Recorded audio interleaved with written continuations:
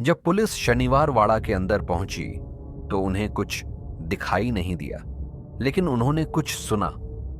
एक आवाज जो खाली कगिले के अंदर धीरे लेकिन साफ गूंज रही थी। वो आवाज किसी जानवर की नहीं थी, किसी मशीन की नहीं थी और किसी जिंदा इंसान की भी नहीं लग रही थी। उस आवाज में डर नहीं था, उसमें गुस्सा भी नहीं था, उसमें सिर्फ एक बात थी, मदद की पुकार। इस कहानी के आखिरी हिस्से में आप जानेंगे कि ये आवाज किसकी मानी जाती है और क्यों इस आवाज को लेकर आज तक कोई आधिकारिक जवाब सामने नहीं आया, जबकि इतिहास में इसका जिक्र बार बार मिलता है।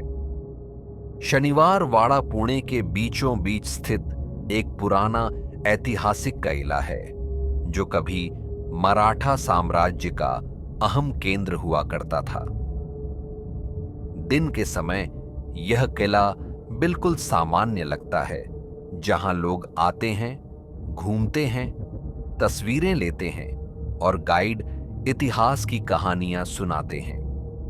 दिन में यह जगह जिंदा लगती है, लेकिन जैसे ही शाम ढलती है, माहौल धीरे धीरे बदलने लगता है। लोग एक एक करके कसिले से बाहर निकलने लगते हैं। सूरज डूबने के बाद खामोशी फैल जाती है और रात होने तक कजिले के अंदर सिर्फ कुछ सिक्योरिटी गार्ड ही रह जाते हैं। गार्ड्स की ड्यूटी आम दिनों की तरह ही होती है, जिसमें गेट चेक करना, कॉरिडोर देखना और लाइट्स पर नजर रखना शामिल होता है। लेकिन कई गार्ड्स मानते हैं कि रात की ड्यूटी अलग होती है, क्योंकि उस वक्त यह किला पूरी तरह खाली नहीं लगता। पहली बार एक गार्ड ने बताया कि उसने तेज कदमों की आवाज सुनी और उसे लगा कि शायद कोई दूसरा गार्ड होगा। लेकिन जब उसने पीछे देखा और टॉर्च जलाई तो कॉरिडोर पूरी तरह खाली था और उसने इस बात को नजरअंदाज कर दिया।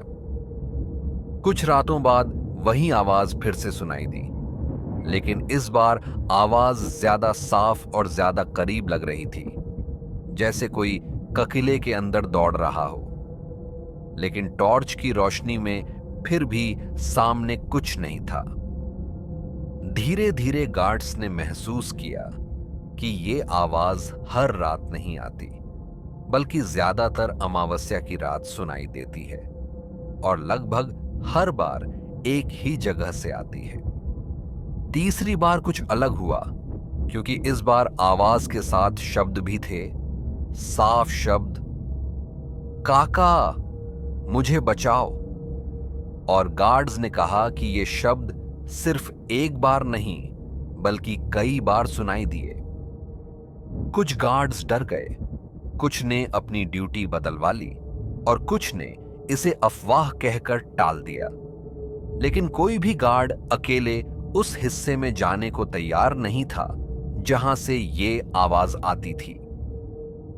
जब यह बात ऊपर तक पहुंची तो पुराने रिकॉर्ड्स देखे गए और तब एक नाम बार बार सामने आया, पेशवा नारायण राव। इतिहास के अनुसार नारायण राव की हत्या इसी किले के अंदर हुई थी और कहा जाता है कि अपनी आखिरी रात में वो मदद के लिए पूरे किले में दौड़ते रहे थे और उनके मुंह से बार बार यही शब्द निकले थे, काका मुझे बचाओ। गार्ड्स ने बताया कि जो शब्द वो आज सुनते हैं वो इतिहास में दर्ज शब्दों से बिल्कुल मेल खाते हैं और यही सवाल सबसे ज्यादा डरावना है कि ये सिर्फ संयोग है या कुछ और।